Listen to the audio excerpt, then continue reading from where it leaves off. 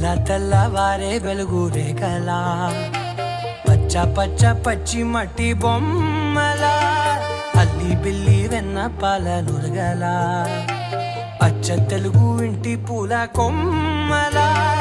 దేవదేవుడే పంపగా ఇలా దేవతే మా ఇంట అడుగే పెట్టెనంట బ్రహ్మ కళ్ళలో కాంతులే మా అమ్మలా మా కోసం మళ్ళీ లాలి పాడేనంట.